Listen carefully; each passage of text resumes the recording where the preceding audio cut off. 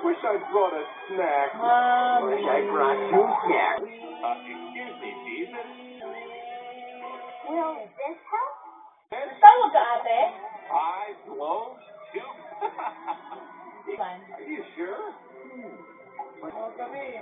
Then he started raising pieces off and giving them to the people. And then there were more people. And more people. So many pieces that, look, every person got to eat as much. The disciples must have been so surprised. Oh, they were. In God's kingdom, there is always enough. God. Because Jesus is the King of everything. You're catching on. And another time, a desperate man ran to Jesus saying, My daughter is sick and dying. Can you please help her? By the time Jesus got to their house, the little girl had died. Oh, no! But Jesus said, Don't worry, she's okay. And the little girl came back to life, just like that. This was a sign that Jesus is king over sickness and disease. Jesus is the King of everything. Yes, he is. In the kingdom of God, there is no sickness or death. People must have been so excited. Oh, they were. But not all of them. Who would be excited about the miracle? I'll tell you. The religious leaders, the Pharisees. We detract of all the rules, and we're not excited at all. Yeah, Jesus is getting too popular. Some people even call him a king. We gotta do something about this. So, the Pharisees went to the Sadducees.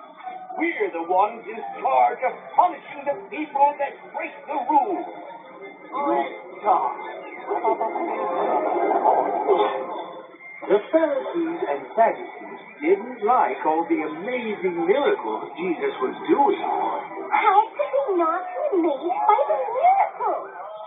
Because they were too afraid Jesus would take over their jobs. Jesus is the King over everything. That's right. And God was about to use him to do the most incredible miracle of all time. Really? Yep. So the Pharisees began looking for a way to arrest Jesus, to stop him from doing the work his Father had sent him to do.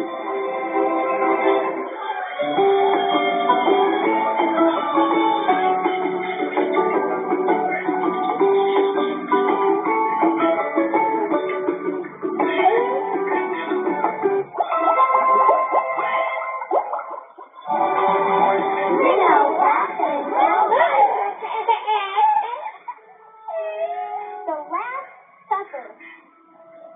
It was time for Jesus and his Passover. Do you remember when God's Israelites? Oh, yes. God sent frogs and flies and darkness and other things. It was pretty crazy. It was. God sent plague after plague, 10 plagues. But Pharaoh still refused to let God's people go. He said, No, I will not let God's people go. So it was time for Pharaoh to see just how powerful God can be. What happened next?